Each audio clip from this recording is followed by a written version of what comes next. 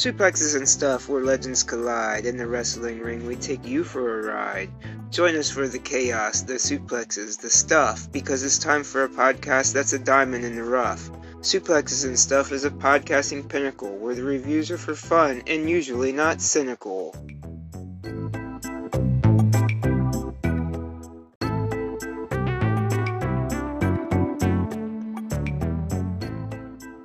What's up, friends and foes? I am back and in full gear.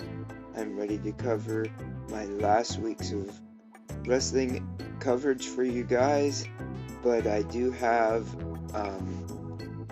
Full Gear and Survivor Series I want to cover.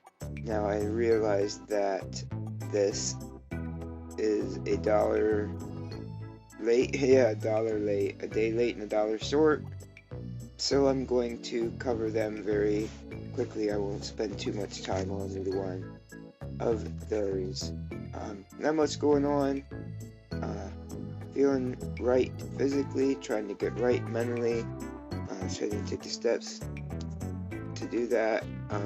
Cutting social media down on my personal end.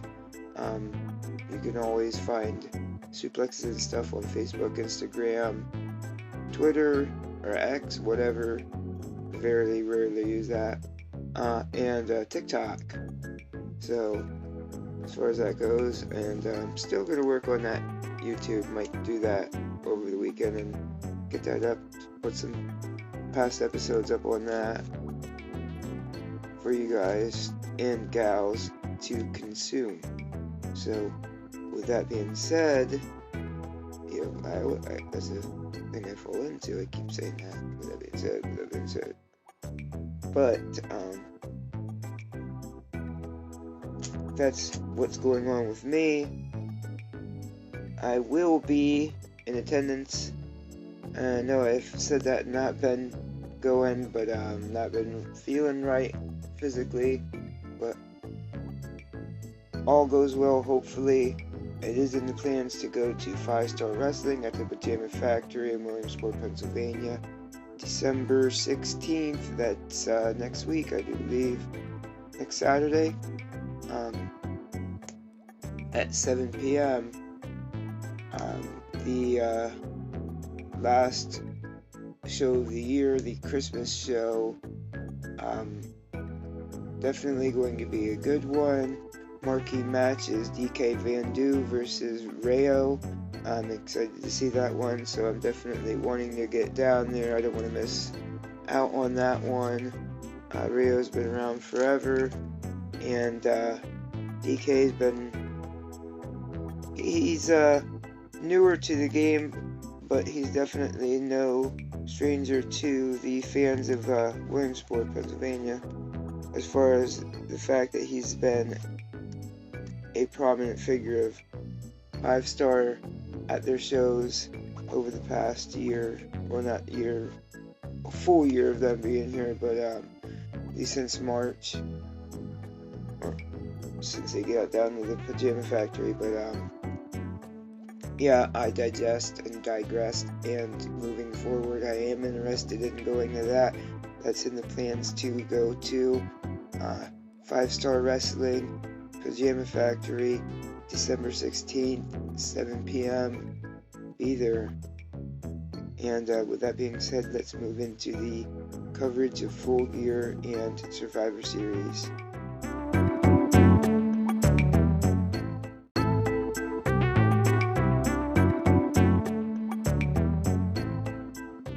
Let's talk about these two big pay-per-view events, long gone by today's wrestling standards, but nonetheless important. Let's go on and talk about Full Gear 0 Hour. We've seen Eddie Kingston defeat Jay Lethal. Now if you need a re-upstart on how I'm doing things, pre-shows and full 0 hours and 0 hours and pre-shows and things like that aren't officially on the pay-per-view event. As far as these events, dark matches are what you might call them. These don't get reviewed or rated, but I will cover them winners and losers on the show, as far as that goes. And pay-per-views get full ratings from match to match, and full pay-per-view event will get a rating, and regular main television stuff does not get rated. It acts just as much as the 0-hour pre-shows. So, but I will eventually, here starting next week, be giving updated coverage on the television matches, more than I was, with pros and cons if needed for each match. Getting into the extensive coverage side of suplexes and stuff, a dive in the past for the Duke and Steven, or however you want to call me, whatever you want to address me, whatever you want to call me. To reiterate, Eddie Kingston defeated Jay Lethal. Then we seen Claudio Castagnoli defeat Buddy Matthews. And then we seen Samoa Joe and MJF defeat the Guns to retain the ROH Tag Team Championship titles. It's a title, not a belt, dumbass, as Kevin Owens would say.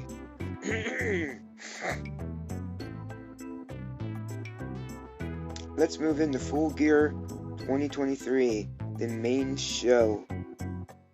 The first match, we seen Adam Copeland, Sting, and Darby Allin defeat Luchasaurus, Nick Wayne, and Christian Cage. Edge back in the makeup was a cool thing to see. There was crazy spots in this match. They kept Edge and Christian limited in this. The interaction between the two of those. Christian fails and runs off like a scolded dog, while Luchasaurus and Nick Wayne take his licks. Sting's career is coming to an end would be the negative on this one. But we did see Team Sting win this one. His last match in this arena. Definitely, for me, a 7 out of 10, this match. We move on to the second match, which was Orange Cassidy defeated Jon Moxley for the international title. We've seen Orange hits 3 suicide dives. Orange counters the Death Rider into a Slumdog Millionaire. Mox hits the Got Style Pile Driver. Cassidy wins with 6 orange punches and a beach break. The Blackpool Combat Club and the Best Friends. Orange Cassidy freshly squeezed. He is... I would have to believe this is come to a definitive end between the two factions. I would hope for a while. Anyway, this match also gets a 7 out of 10. Third match on the card, Timeless Tony Storm defeated Hikaru Shida. We seen, I enjoyed Luther and Tony's chemistry in this one. Luther hands Tony the 2 shoes to throw at Hikaru Shida. Tony hits his shoe at Hikaru Shida in the head. Shida hits the question mark kick, plus a strong 0, plus a Falcon Arrow for a 2 count. But we did see Timeless Tony Storm win this one. Negative would be there's maybe almost too much chicanery, and the fact that it was a very short reign for Shida. This match comes to a 6.5 out of 10 for me. Match number 4 on the card. Big Bill and Ricky Starks defeat FTR, La Facción Ingobernales, Drisico and Rush, and the Kings of the Black Throne, Brody King and Malachi Black, for the AEW World Tag Team titles in a ladder match. This was a great tag team ladder match. House of Black and FTR was a 5-star standout for me. LFI very entertaining. Brody King hit the ladder cannonballs. Not big on Bill Starks as a team, but overall this was an incredible match. 8 out of 10 for me. And match number 5 on the card was Julia Hart defeated Kris Statlander. Sky Blue. Julia Hart defeated Kris Statlander and Sky Blue for the TBS title. Let me move this page on the extremely big notebook that I have it on.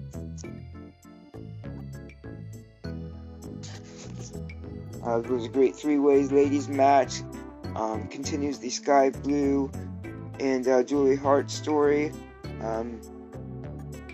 Kris Statlander hit the German suplex on Julia off the Heartless lock.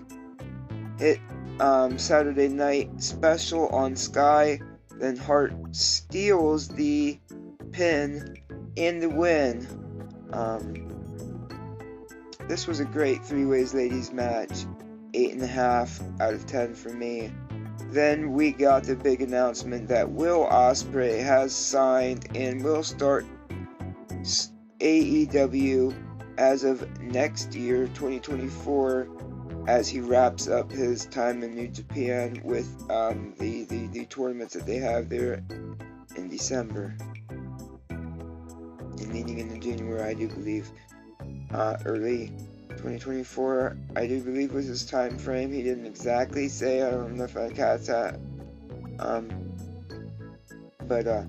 Next, we move on to the 6th match of the card, a match that was hotly contested and had a lot of people on the internet in arms, or at fingers on keyboards and touchscreen telephone devices. Swerve Strickland defeated Hangman Adam Page in a Texas death match. Holy moly, with a great hype leading into it with tons of vignettes and promos and things of that nature. Awesome storyline being told here, with Swerve breaking into the house and Hangman trying to defend his family, his honor. Like I said, this was a great TV/national look at deathmatch wrestling. Not to sound like that guy and pull my glass frames up to my bridge of my nose and snub on it and just be cantankerous. But I am a deathmatch guy. I like from time to time watching that and falling back.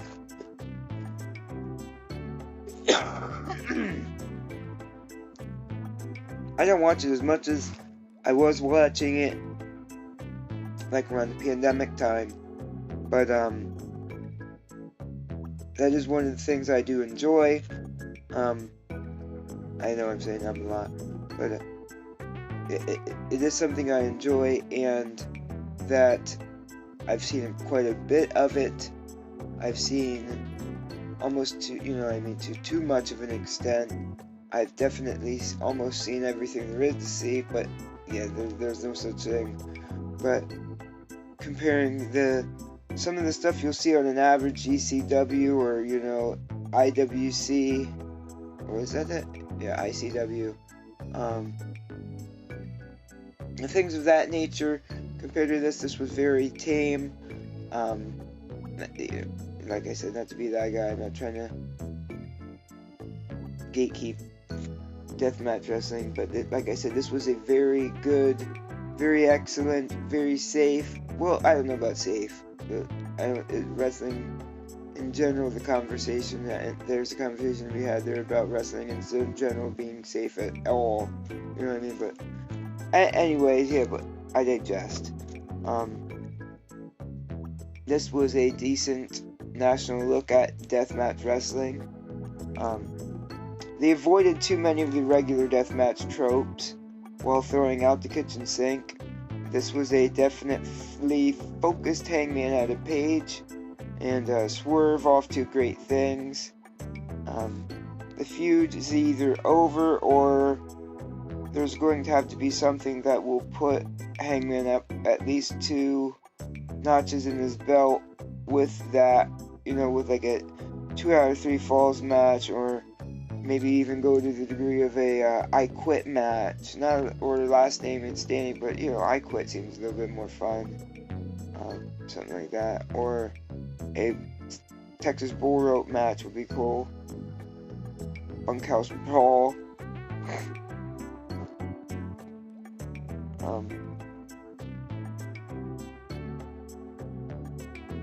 Now, one thing I do want to talk about before ending this, and I'm sure you understand if you know what I mean, considering that several weeks passed, but I did want to talk about the one negative I have. Well, not really a negative, but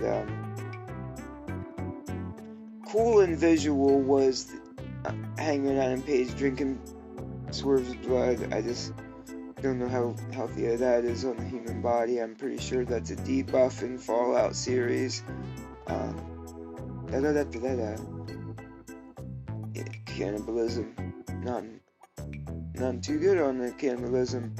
I just don't know, even if both people were Quilleen and Zwistle, I don't know how healthy that is. I don't think he consumed it, like, put it in his mouth, spread it out for the visual.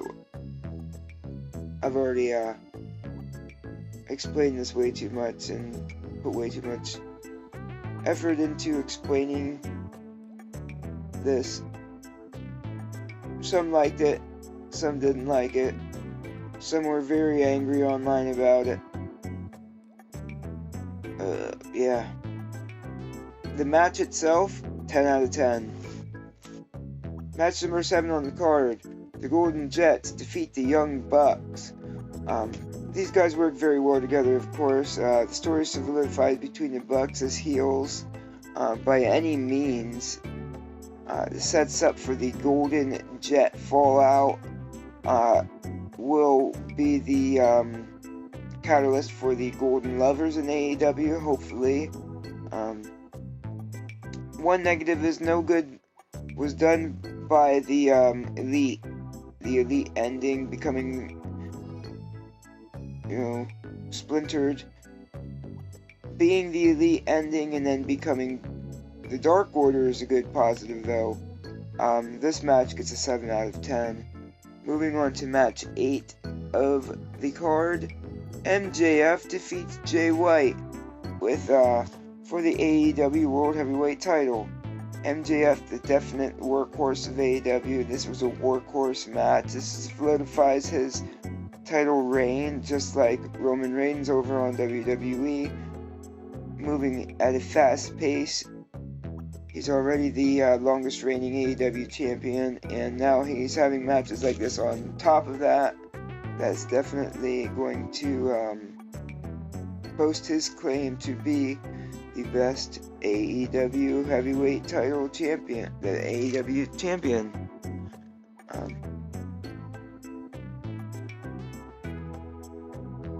I like Samoa Joe helping him out, and MJF owing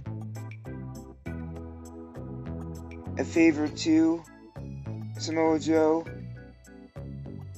The negative is that there's a detriment being done to Swerve, but Jay, at least a little bit, to Jay with the MJF doing all of this. One-wheeled, drove the ambulance out, and all of this stuff, and then he actually got hurt in the match, but he's being done right in the tournament. The C2 tournament, as I like to call it, the Continental Classic tournament. So, and you can't bitch too much. This wasn't the time right now. The match gets an 8 out of 10 from me. And that leads us to Survivor Series. That was AEW Full Gear for 2023, and all in all, I would believe that one gets about an 8.25 out of me, out of 10. Moving on to Survivor Series from 2023, a short 5-match card for you. So we'll speak about that real quick. First match of the card was Charlotte Flair, Becky Lynch, Shotzi, Bianca Belair defeating Bayley, Asuka, Io Sky, and Kairi Sane. Was this the greatest women's War Games match of all time? You be the judge. I say it's definitely up there. This was setting up, in my opinion, for the 4 Horsewomen of NXT reunion.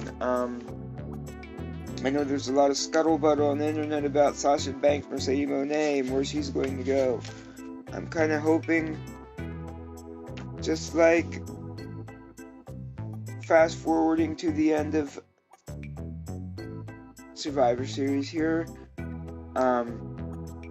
Sasha Banks, CM Punk, just like her friend CM Punk, I think that's going to have a lot to do with her decision, as well as, Triple H running the show. But I think that's going to have a lot of decision on, I know there's a lot of, on her decision on when she's going to go. I know, like I said, there's a lot of scuttlebutt on where she's going to go. Hopefully, just like CM Punk has come home, like he said on his return review on Raw, which we will get into, he's come home. Believe that or not, whether he's working or shooting, what do you work? You want to work? You want to shoot? You want to work? You want to shoot? Whatever he's doing there, he said he's home. I'm kind of hoping Sasha Banks, Mercedes Moné goes down that route, and she also goes back to WWE to form to reunite the 4 Horsewomen of NXT. I think Damage Control is going to become this force to be reckoned with, and the only way to take that on is to reunite these women that were staples of this era of NXT, and also the main roster for quite a time too, but more notably the GOATs of NXT women's wrestling.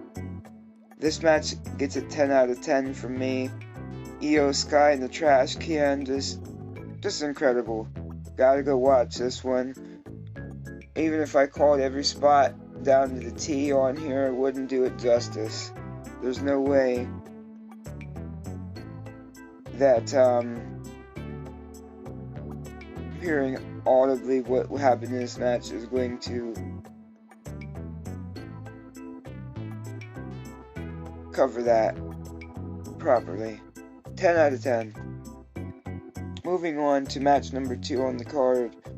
Gunther defeats The Miz for the Intercontinental title.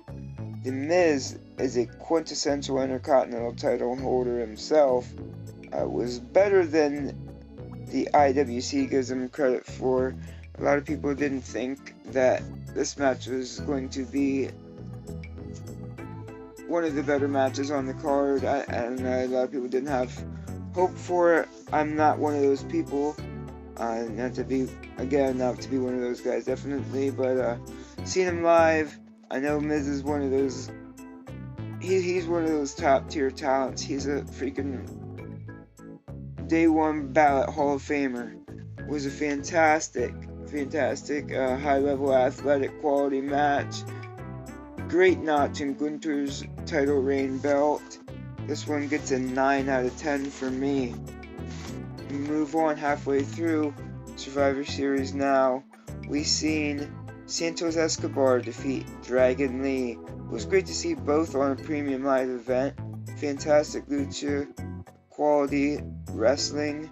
But the negative is it couldn't quite match up to the likes of Penta-Gravity Commander, Vikingo, Gringo Loco, who are wrestling high quality matches on like Rampage and Collision and stuff like that on a regular basis. I hate to compare the two, but we're definitely seeing quite a bit of lucha between Ring of Honor, as well. Ring of Honor, Dynamite, Rampage, and Collision. Maybe that's just a watered down and it's my own problem, but that's what I'm going off of. This match was a 7.25 out of 10 for me. Very good stuff though. Match number 4 on the card. We seen Rhea Ripley defeat Zoe Stark. This was great for Zoe, a nice competitive match. The one negative was it felt less and less legitimate. Feels like there's like less and less legitimate opponents now for Rhea. She's pretty much ran the gauntlet on everybody in Raw, SmackDown, and NXT at this point. I just don't know what's gonna go on, but that's part of the mystique and the reason to keep on watching. 7 out of 10 for me. Match number 5 on the card and the main event. Cody Rhodes, Seth Rollins, Sami Zayn, Jey Uso, Randy Orton.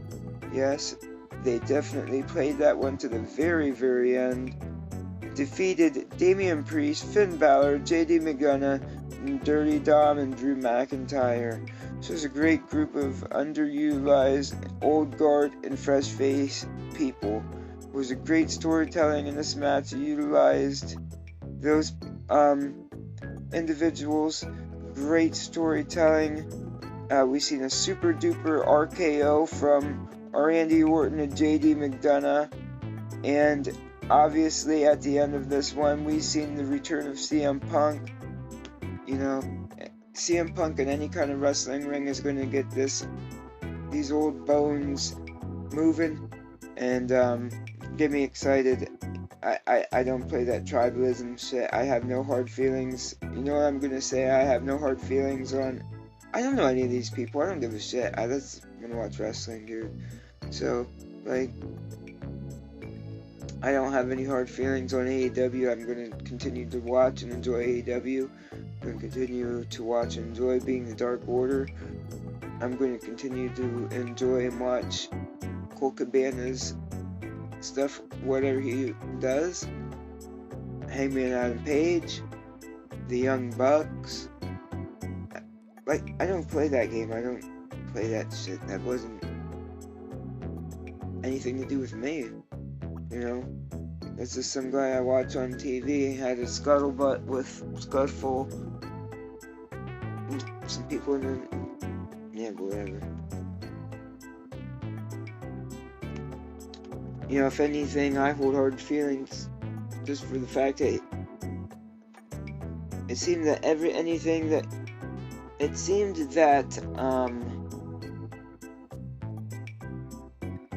by all accounts, the Jungle Boy Jack Perry is a knucklehead. I don't know why you would want to use real glass if fake glass was there, or just real enough, or what, I don't know. I'm not gonna get into that noise. But yeah, this was a great War Games match. 8.5 out of 10 for me. Oh man, Survivor Series, I would have to say gets a 9.25 from me. 9.25. Very good stuff. 2 great events. Go out of your way to watch them both. WWE Survivor Series is a little easier with Peacock Machine, so definitely go out there and enjoy that. And with that being said, we move on to the last week of November's wrestling coverage and the beginning of December.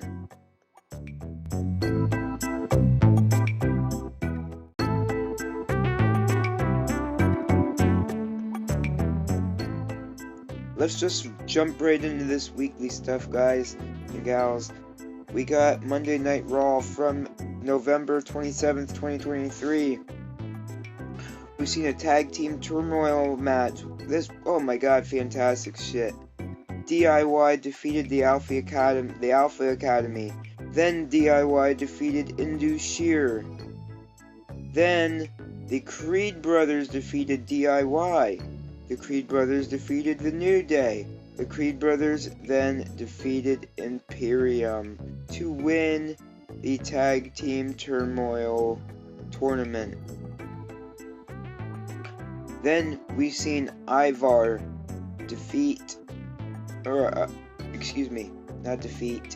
Ivar versus Bronson Reed. We've seen that match come to a no contest double count out. Then we've seen Nia Jax defeat Zoe Starks.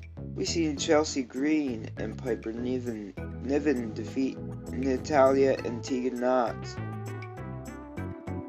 For the main event, Randy Orton defeated Dirty Dom. Then we had the Welcome Back CM Punk promo. And a lot of people are saying this is intentionally obtuse. You know, we see CM Punk playing back to us, being like, giving us false hope or whatever that he's changed, or if he's needed to change, I don't know. Oh, I don't know what like you're considering his stuff from AEW canon into his WWE story. Like, you just count out that entirely, or just go back off his UFC stuff. Like, if you're just counting the WWE stuff, I don't understand what he'd have to be. But then, that there's a lot of people, the whole Seth Rollins, the whole Drew McIntyre, there's another couple people, everybody's seen this by now, the reactions from the end of the rope, the end of the thing. I don't know why Seth Rollins is so pissed off at the Pepsi Man. He must not like that game in the mid-2000s. But yeah, CM Punk's back. You can't go wrong. I've been wearing this shirt for days. Damn. NXT, well, it feels like anyway. NXT from November 28th, 2023. We seen Stax Lorenzo and Tony D'Angelo defeat Angel Garza and Humberto Carrillo. We seen Kalani Jordan defeat Kiana James. Seen Braun Breaker defeat Eddie Thorpe. Ilya Dragunov defeat Nathan Frazier. Seen Carmen Petrovic defeat Ariana Grace. Lexis King defeat Brooks Jensen. And Wesley defeat Bronson Reed, Johnny Gargano, and Cameron Grimes. A little bit of a throwback to next week's episode. This week's episode of NXT, next week's episode of Suplexes and stuff, I'm going to be talking,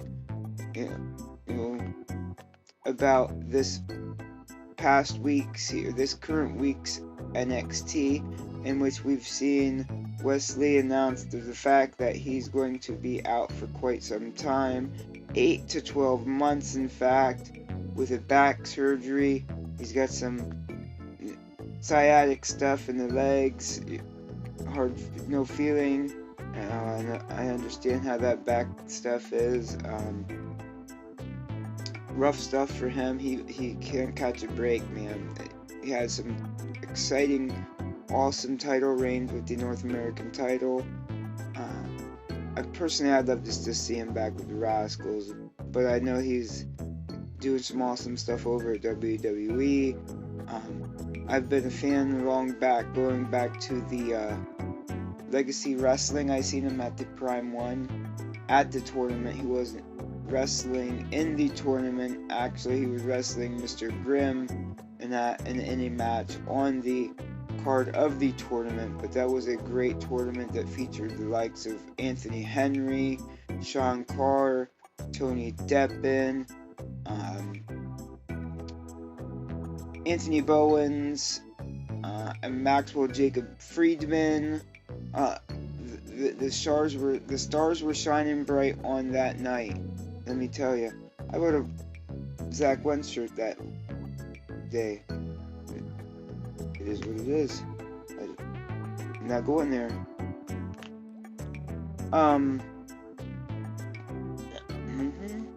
Yeah.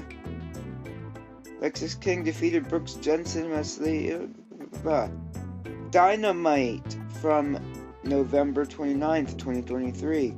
John Moxley defeated Jay Lethal.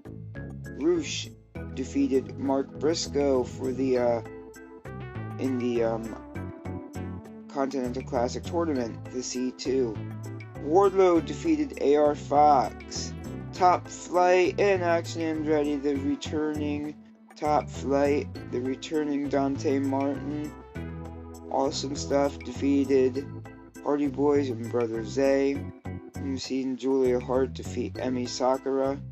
Swerve Strickland defeated Jay White in the main event and a match in the C2 Continental Classic Tournament.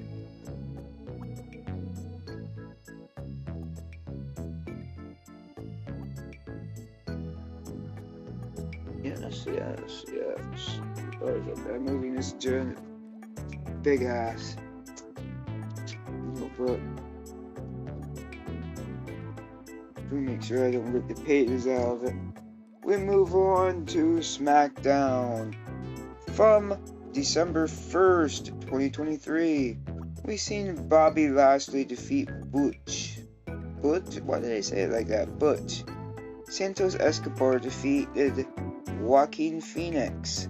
Kevin Owens had quite an awesome promo with Logan Paul where he said his drinks were crappy and it only took him 6 seconds on Vine 10 years ago to know he was a douchebag.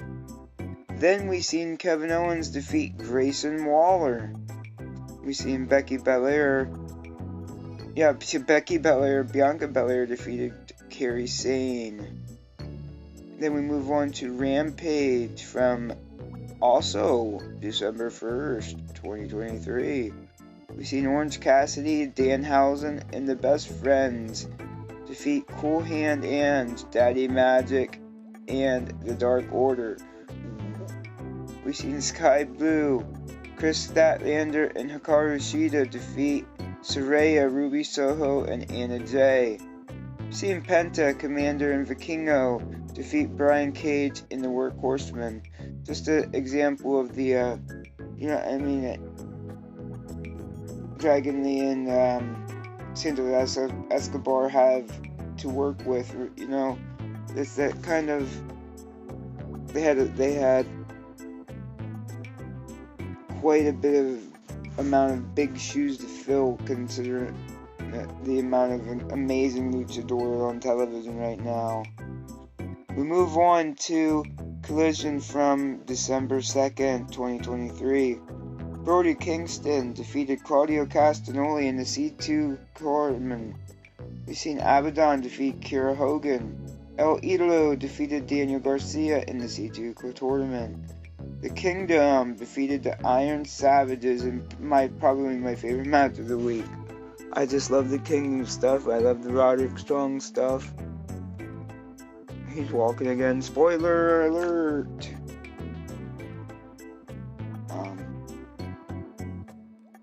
We've seen the House of Black defeat Christopher Daniels and Matt Sydal in an extra, which was what was called a extra match, standby match. Then we've seen Vikingo defeated Kip Sabian in what was also called a standby match. Then, in the main event of Collision, my dude, Bryan Danielson, defeated Eddie Kingston. It was awesome to see Bryan back, but it was sucky to see Kingston take a loss. But if he had to take a loss to anybody, Bryan Danielson. But, yeah. With that being said, ladies and gentlemen, we have reached the end of the episode. I'm going to go ahead and do a pick 6 for you guys real quick.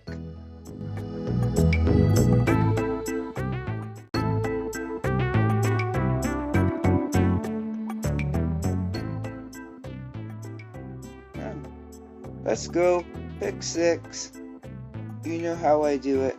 I give you my man of the week, my woman of the week, my team of the week, my singles match of the week, and my multi-man / tag team match of the week, and then I give you my show of the week. This stuff I'm not including Full Gear Survivor Series because that's long gone in this episode. Then in consideration for the pick 6 of this week's episode. So, my man of the week is Bryan Danielson. My woman of the week is Athena. My team of the week, I didn't do Ring of Honor. Or, Impact. Impact was IPWF this week. So, this is really kind of like fun stuff. Kind of really don't want to put that on the chopping block for close examination. That's just really done for fun, but I do realize that I completely forgot Ring of Honor. Ring of Honor will be included in next week's episode. Have no fear on that one. I'll let you know what's coming up as soon as I finish up on the pick 6 of the week here. My singles match of the week is obviously Bryan Danielson versus Eddie Kingston. Multi-man / tag of the week, like I've already said, was the Savages versus the Kingdom. And my show of the week, which should be no secret, was Collision.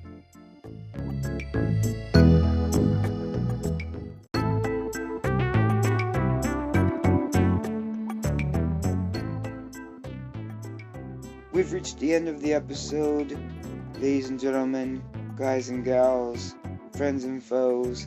So, I'd like to thank you for your support. Thank you for listening. Definitely, if you've got for this far into the episode, like I said, nothing really too much going on here. We got a NXT Deadline as a premium live event for NXT coming up here still in the month of December, as well as there's going to be a Impact Wrestling premium live event as well. I do believe there's a Pro Wrestling Revolver show for one more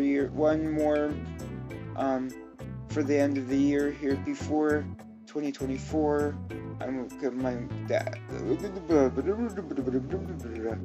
I will definitely cover that when that comes around. If there is one more, I will definitely give the results of the 5-Star Wrestling event at the Pajama Factory December 16th at 7 p.m. Definitely go to that one if you're in the area. Definitely going to be a good show. I will give my thoughts on that one. Not really a review. I will give my thoughts on the show. I will give the results.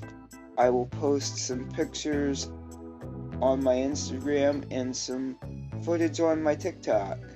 So, thank you for watching, or listening rather. Wouldn't be here without your support.